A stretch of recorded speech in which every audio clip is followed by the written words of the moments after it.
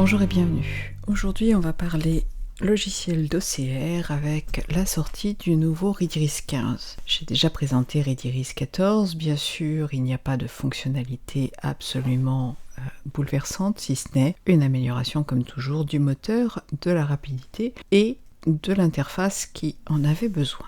J'ai installé Rediris sur mon ordi. Première chose, l'icône a été modifiée.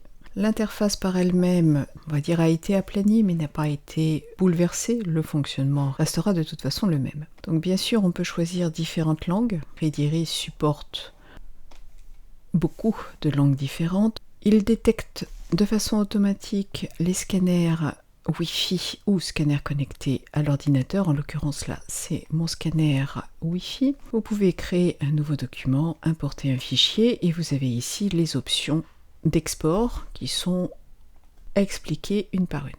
Le mieux, c'est de le tester. Donc j'ai créé ici sur mon disque, j'ai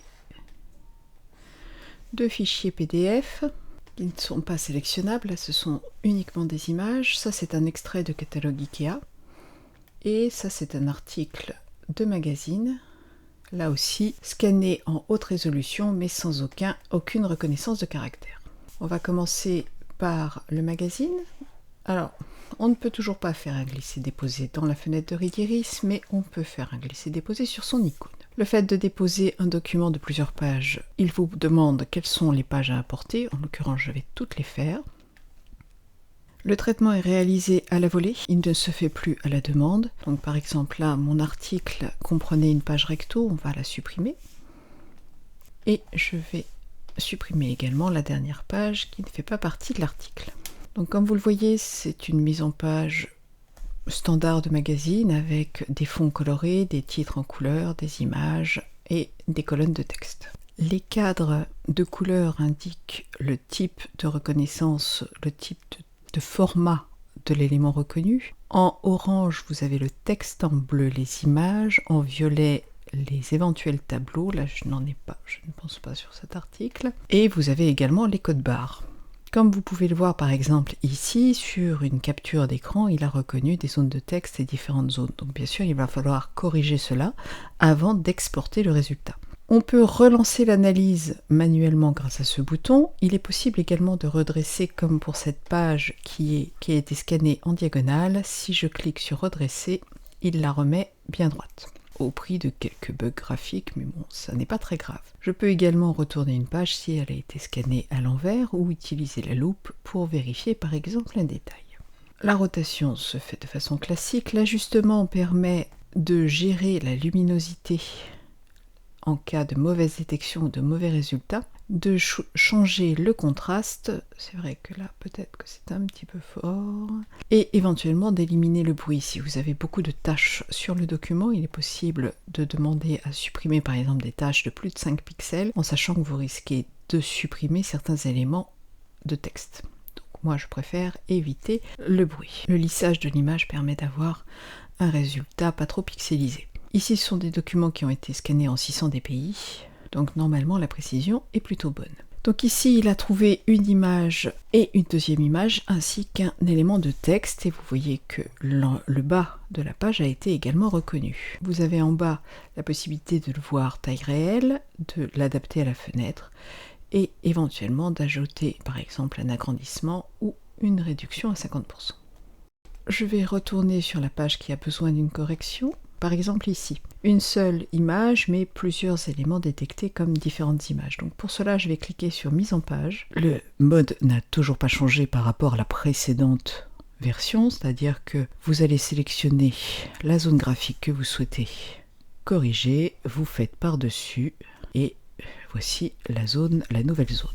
Pour supprimer un élément, il suffit de cliquer dessus. Alors par contre, il faut sortir de ce mode pour pouvoir le faire, ce qui est toujours désagréable. Je peux ajouter également des zones de texte, comme vous le voyez. Par contre, pour les supprimer, c'est un peu difficile.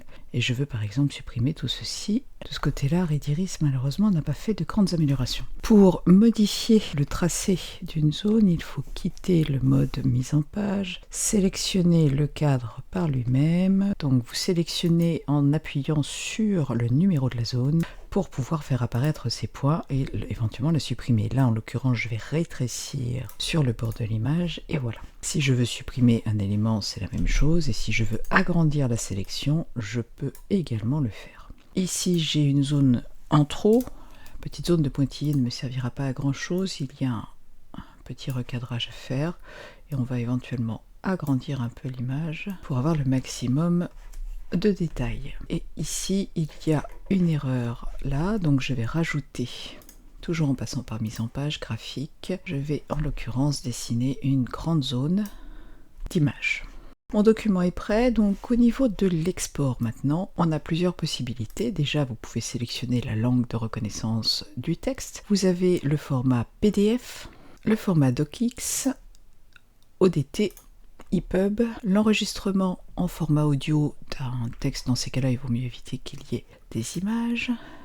Vous avez également le RTF, le HTML, plein texte, l'image et ainsi de suite. Chaque panneau ici est relativement sobre. Repassez sur le panneau complet pour pouvoir avoir les options supplémentaires. Vous avez différentes options. Le format image PDF, texte sur image ou image sur texte. Il est possible de créer des signets, d'inclure les polices et d'optimiser ou pas pour une vue en ligne. La compression par défaut est posée à 0. Vous pouvez bien sûr l'augmenter et vous pouvez également mettre un mot de passe et restreindre l'impression du document, c'est-à-dire les options de PDF avancées.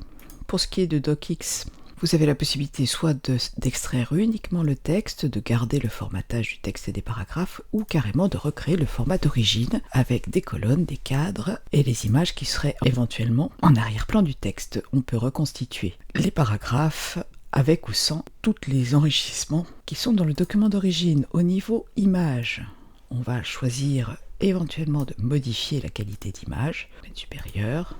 Suivant ce que je sélectionne, j'ai ici destination par défaut. Je peux l'ajouter à un PDF existant, l'envoyer dans Safari, l'envoyer directement sur Dropbox ou dans Evernote. Je peux rajouter autant de comptes que je le souhaite, par exemple Google Drive, OneDrive et Box.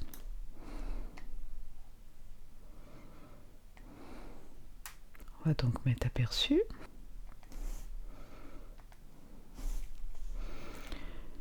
On peut choisir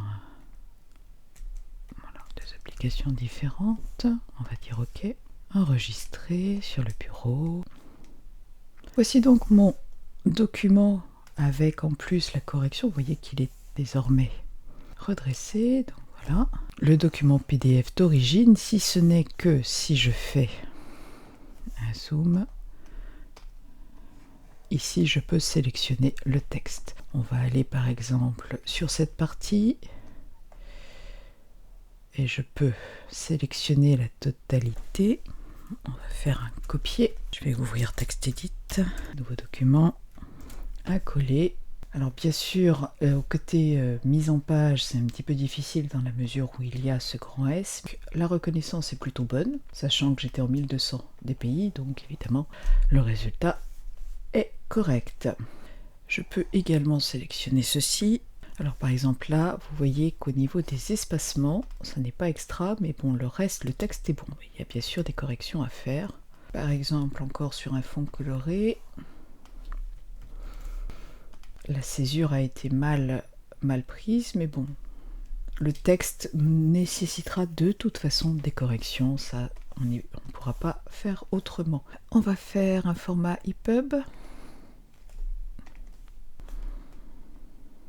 Alors sur le format EPUB, il ne garde que le texte.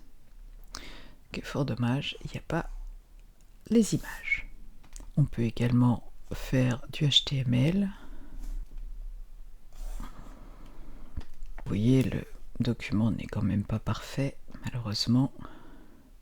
Mais les liens, eux, seront actifs. On va regarder pour le DocX. Le but du jeu, c'est de retracer exactement le document dans Word pour pouvoir le modifier. Alors je dirais que c'est là que les résultats ne sont pas forcément les meilleurs. En tout cas sur des documents complexes comme ça n'est pas toujours idéal. Par contre, le traitement est très rapide.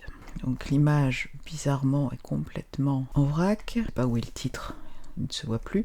Ici, on voit bien qu'il y a eu des soucis au niveau de la reconnaissance. La construction de la page est à peu près respectée. Les liens, eux, ça va. On va pas pouvoir partir directement sur ce document pour reconstruire l'article. Il y a énormément de travail à faire sur un texte plus simple, bien sûr, ça serait faisable. Je vais lui donner ici un extrait de catalogue qui comporte de nombreux tableaux. Si je vais sur la première page, vous voyez qu'ici, il y a un tableau et une image. Donc évidemment, ça a été mal reconnu. Je vais lui dessiner l'image. Je vais corriger le tableau. En l'occurrence, le tableau, il est juste ici. Voilà. Et je vais également l'exporter en Word. Vous voyez que ça n'est pas... Oh, c'est pas épouvantable, mais ça n'est pas merveilleux. Ici, bien sûr, je n'avais pas dessiné les zones d'image, donc c'est logique. Vous voyez que j'ai oublié de supprimer cette zone qui est la partie déchirée du papier. On va finir avec un document un petit peu plus standard. Il s'agit d'un mode d'emploi. Mode d'emploi scanné, vous voyez, sans reconnaissance de caractère. Il a bien vu qu'il y avait une zone de texte blanche sur noir. Je vais faire un export en RTF. Là, j'ai récupéré par exemple le texte et uniquement le texte. Pour finir, on va faire l'export audio. On peut choisir la voix et son débit. Là, en l'occurrence, je n'ai installé que Thomas. Le fichier audio qui va être créé va être ouvert directement dans iTunes. Fonctionnalité clé. Premier stylo scanner iris sans fil. Premier OCR iris sur iOS et Android. Premier iris. L'OCR peut se faire soit en local, sur l'appareil auquel l'IRISPAN est connecté, ou bien dans le cloud iris. Connectivité Bluetooth pour tout appareil. Alimenté par batterie, rechargeable via USB. Logiciel entièrement revu. Nouvelle interface. Compatible Mac, PC, iOS, Android. Pour les téléphones et tablettes iOS et Android, application IRISPAN gratuite à télécharger à partir de l'App Store d'Apple et du Play Store de Google. 137 langues reconnues, y compris les langues asiatiques. Lis le texte à voix haute. Traduction instantanée dans 55 langues. Voilà qui va conclure la présentation de la nouvelle version de Readiris 15. Alors, dans l'absolu, est-ce que cette mise à jour, qui est vendue tout de même à 99 €, vaut le coup d'être achetée? Si vous possédez la version précédente, vu le peu de changements que j'ai notés, notamment sur la gestion de ces zones qui sont toujours aussi difficiles, je pense que ça ne vaut pas le coup. Si vous n'avez pas de logiciel OCR et que vous souhaitez investir dans un logiciel efficace, Readiris peut être intéressant. Le concurrent Abifine Reader a été également mis à jour, mais je n'ai pas eu l'occasion de pouvoir tester le logiciel. Readiris est de toute façon une référence, à vous de voir si le jeu en vaut la chandelle, et pour ma part je vous retrouve bientôt pour un nouveau tuto. Bye bye.